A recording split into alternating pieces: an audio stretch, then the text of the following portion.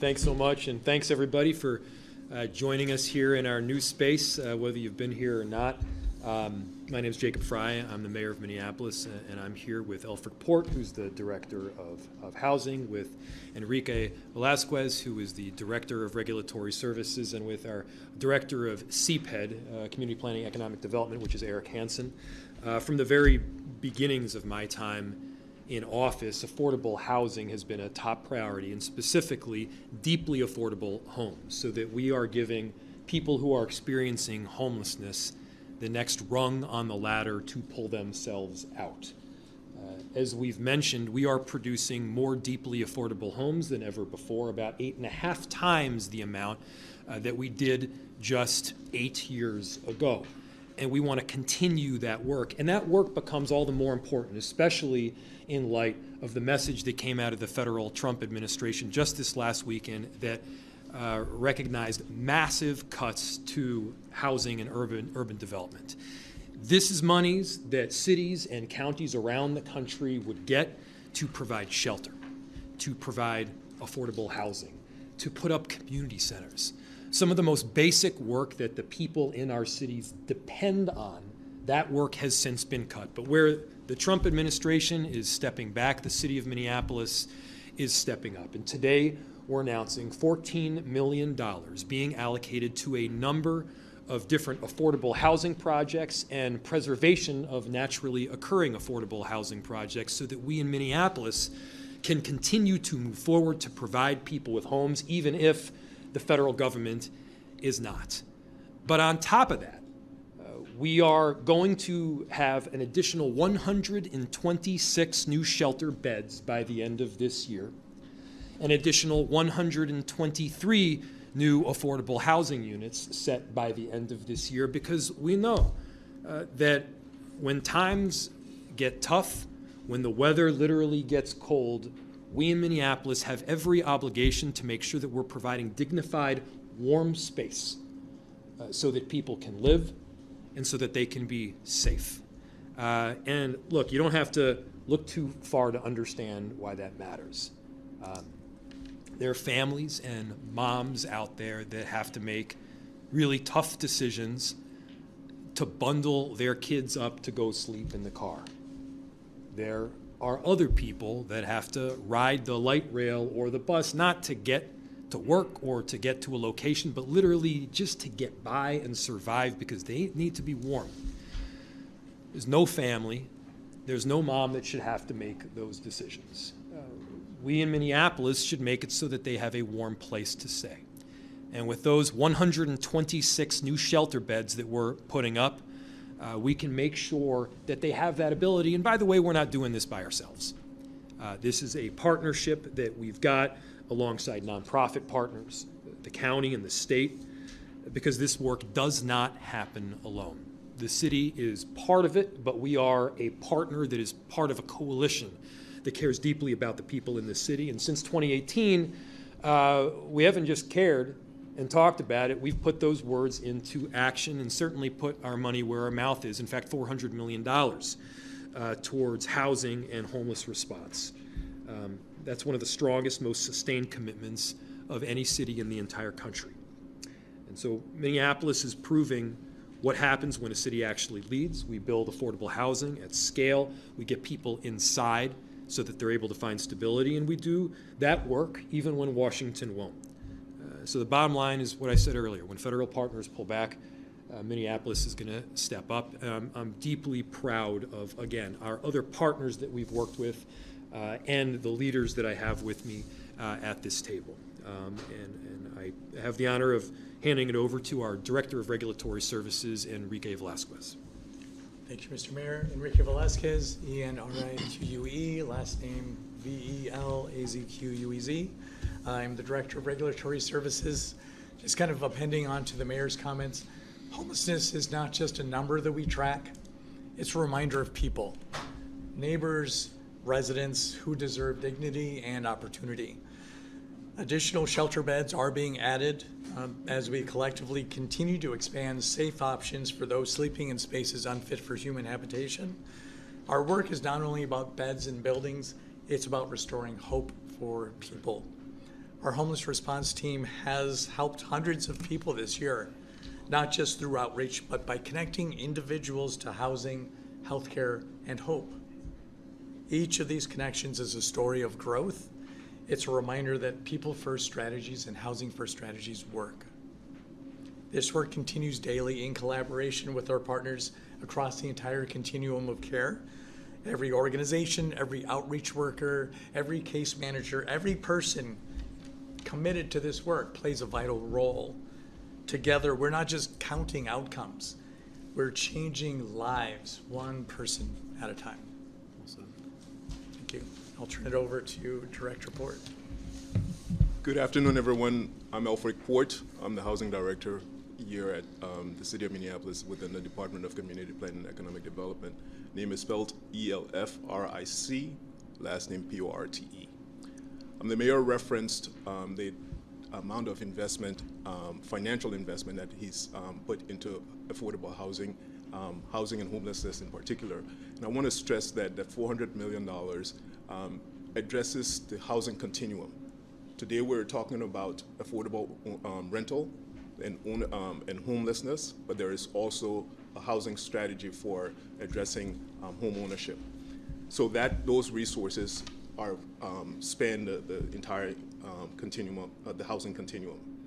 The trust fund, the Affordable Housing Trust Fund that we're awarding $14 million to several developers to develop affordable rental housing units is a significant milestone. During the course of the year, we also closed on several development projects, and by the end of the year, we would have closed on 10 affordable rental projects, totaling 678 affordable housing units, of which nearly half of those units are deeply affordable. And deeply affordable is at 30% of the area median income. 30% of the median income, for context, is for a family of four, it's about $39,000 annually. Embedded in the mayor's funding, there is funding strategy. There is also $5 million of levy dollars that went towards the support of affordable housing.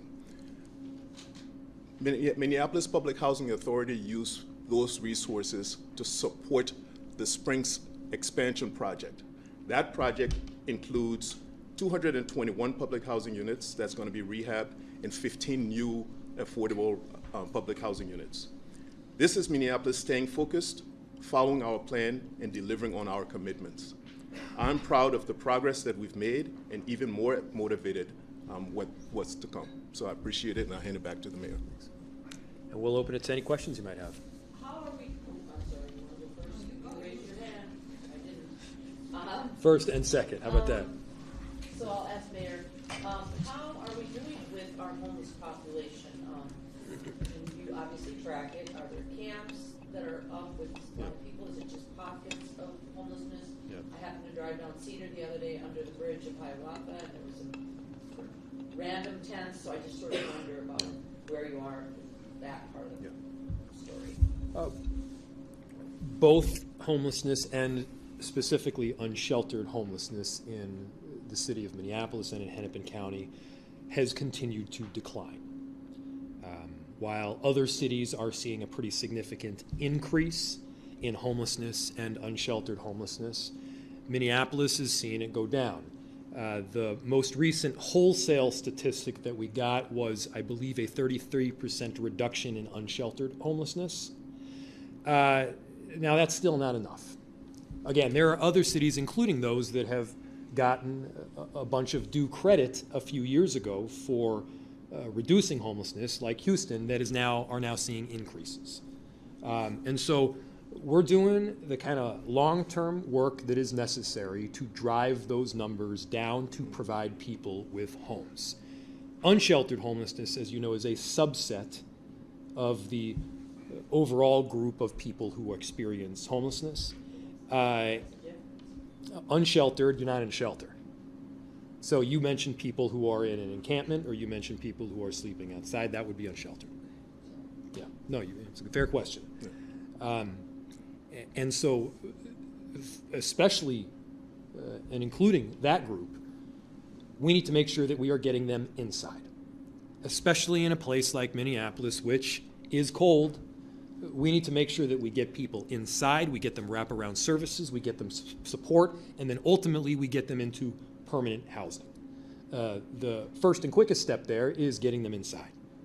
And these 126 new shelter beds is exactly what this is geared towards. Yes, please. Melody Hoffman with Self Yes. Services. So I was going to ask a similar question about hotspot by Kmart that we keep seeing repopulate, but I think you answered the question. So I will ask about the fencing that has been popping up, and I'm just wondering if with this great new news about all the additional shelters, if we're going to see, if you're projecting, and anybody can answer this, as we see these new shelter beds come online, if some of your existing strategies with the fencing around some of those hot spots, if some of that fencing might start coming down, or what's your strategy moving forward with that? Right. It's a good question, and I can turn it over to Director Iglesias here. Oh my God, that's funny. The other end. The other end. You could be my hero, baby. Director Velasquez, in a second here. What was your question again? Something about fencing, right? I'm sorry. Talk about music if you want. Yeah, I will do that too. About how all this new, with this new sheltering, hopefully we're going to get some people moving inside. Oh, yes, now. yes, yes. And so, but with the fencing, like, Yeah. is that strategy going to be going offline now? Yeah, Like, yeah. what's your strategy with that moving forward? Sure. So some of the fencing is related to City of Minneapolis. Some of the fencing is, for instance, Department of Transportation at the state level and the county. And so I won't make decisions for other jurisdictions, but certainly we make a lot of these decisions in partnership. In some cases, fencing has gone up not because of a lack of beds or something related to shelter. It's gone up because there is a drug trade that has been conducted along those specific parcels where the fences are now located. To get into specifics about parcels and the likelihood of taking down that fencing and the timeliness of doing so. And by the way, these are not permanent solutions. These are not good long-term or even medium-term solutions. The fences, in some cases, have been set up simply for the safety of the residents in that area, as to prohibit a significant drug trade, which often results in serious violence along those corridors. But I'll turn it over to Director Velasquez for an additional question. For sure. I'll be your hero. So with respect to fencing, some of the momentum around the fencing or the focus was really temporary in nature. More so, as the mayor mentioned, to interrupt that drug trade or the transactions that are constantly occurring and disrupting public safety, public health, and community livability. So when we start to see some of those different trends back down, then we can have the conversation with our partners about what a de-escalation plan would look like to remove that fencing in concert with one another. We don't want to move forward as a city to remove fencing if the other partners are not quite ready to do that, because then the problem will just matriculate into our area versus theirs. So at the same point, if one of our partners are ready and we're not quite ready, we don't want a problem to just divert itself over to one of those other properties. So we're working in concert with each other.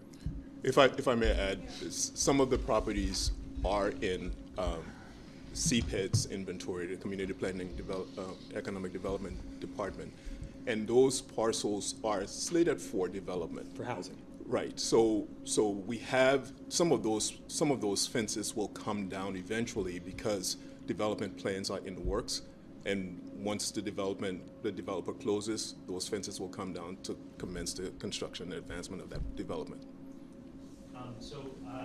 With regards to the federal news about reductions in funding, first off, I'm just wondering what impact do you think that will lead to in the city? Do you foresee that leading to a big influx of people who are experiencing unsheltered homelessness? And what's your level of concern if these new shelters and other things you talked about here will cover that, or will it lead to an increase, do you think, of people who are unsheltered homeless? Because I don't know the precise dollar figures yet, I can't give you the precise level of impact, but what I will say is that it's deeply concerning and significant. Look, when you shift administrations, you always expect there to be policy differences, especially when the shift includes differentiation between parties. When you shift between Democrats to Republicans, of course, there are going to be changes. But in the past, we haven't seen this kind of wholesale cut of foundational service that cities and counties from both Democrat and Republican areas rely on. It was kind of one of those obvious streams of funding that we just need. We need them to house people. We need them to provide shelter. We need that money to provide the kind of basic city service that gives people dignity. And when those dollars are lost, we lose dignity along with it. Dignity that should be had by our communities that are struggling. And hitting on rough times is not a partisan issue. You know, it's not like just Democrats are homeless. And so it's deeply concerning about these cuts that we're looking at. Is Minneapolis going to step up? The answer is absolutely. Is Hennepin County going to step up? While I don't speak for them, I imagine the answer is absolutely. State of Minnesota. Here in Minnesota, we have kind of these foundational values that we're going to stand on. And these 126 new shelter beds, that's one example of it. But I'm quite confident that included in those 126 new shelter beds was federal funding. Yes. So it makes it much harder to do this in the future. Another thing I would ask is, what's your response to the people who have been critical of your response to homelessness in regards to encampments, whether it's, they feel as though, such as with the Sabri encampment or others, that they don't think services are being provided enough before they're cleared.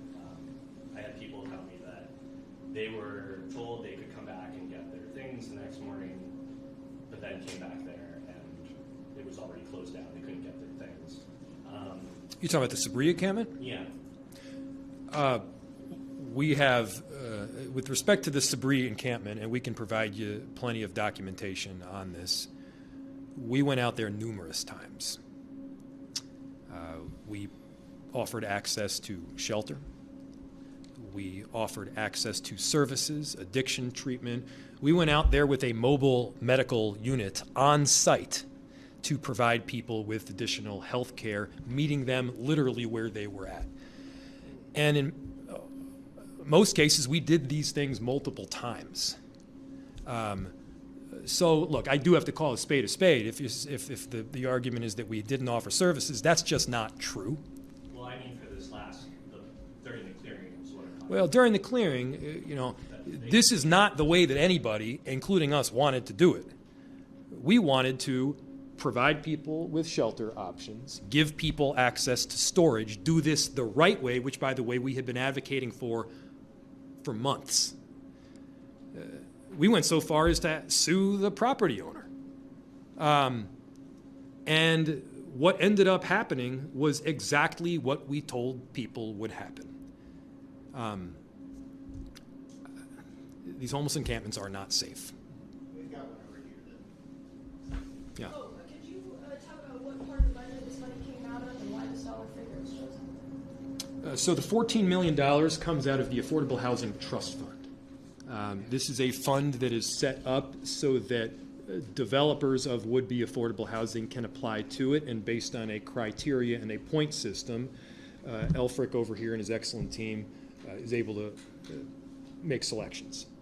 The money for the 126 new shelter beds, I don't know exactly where that came from. Yeah. The resources for the 126 new shelter beds came from a combination of the ARPA dollars from the federal government and local and dollars from the county.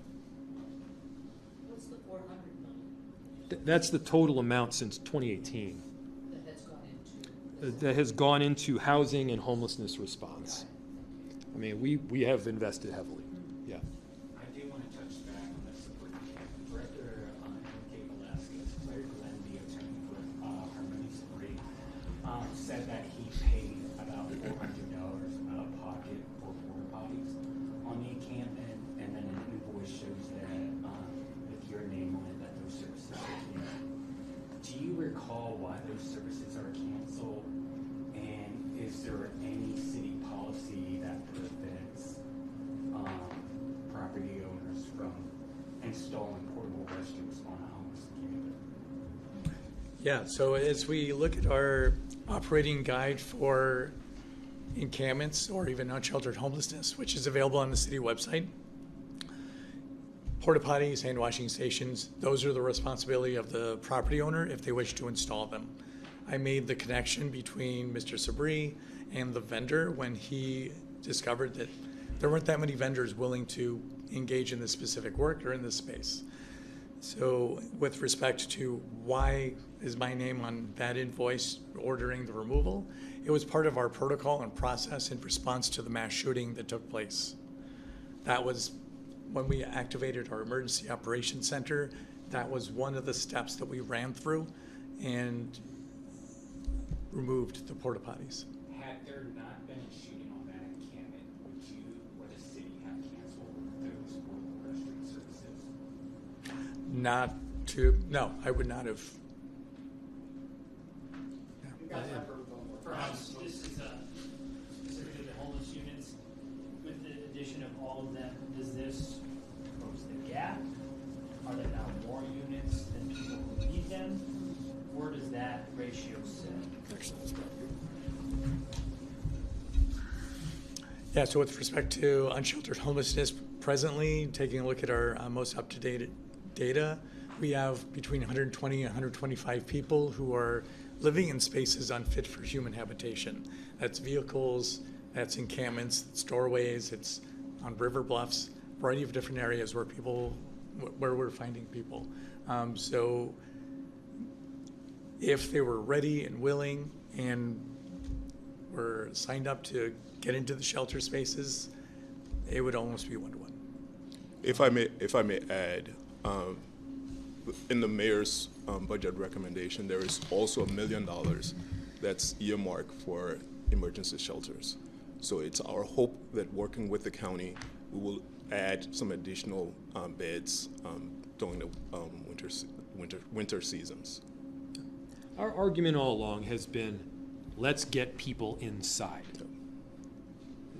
To those that say we need wraparound services, we agree. To those that say we need culturally sensitive addiction treatment, we agree. To those that say we need long-term ability to get people in permanent housing, of course. That has been foundational since my very first moment in politics. But again, we can do all of those things inside from a shelter, not outside keeping people warm with propane tanks and open flames.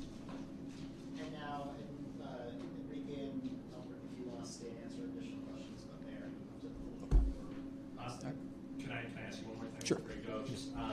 Just because I think people are, like, the main criticisms I see sometimes of people who think that when responding to encampments, they feel like it's kind of like, they describe it as like rock and roll, like just moving people out of the way of being seen in public.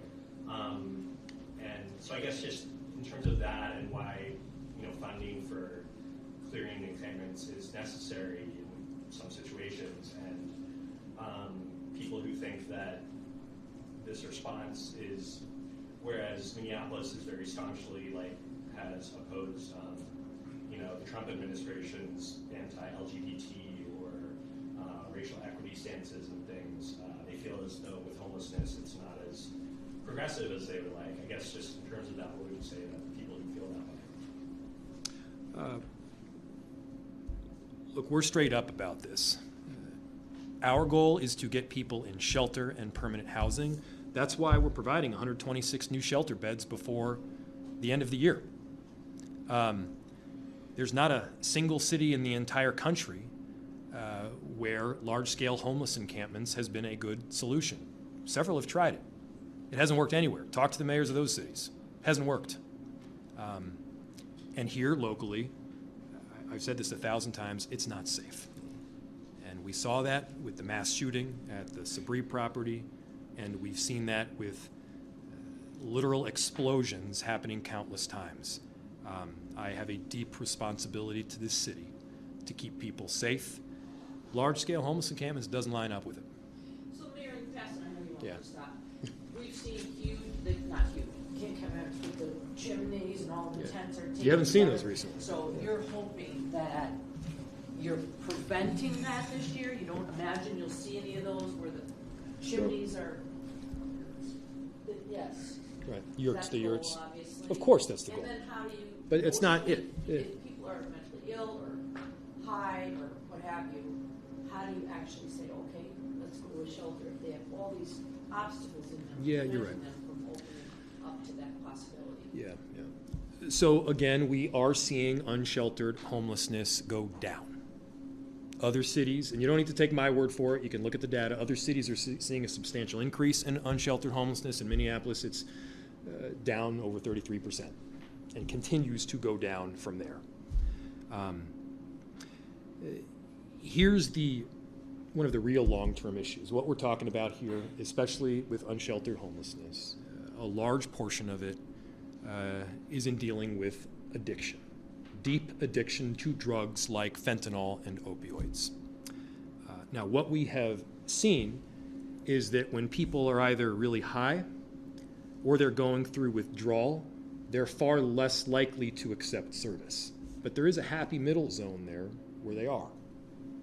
That happy middle zone can be extended by a drug known as Brixadi.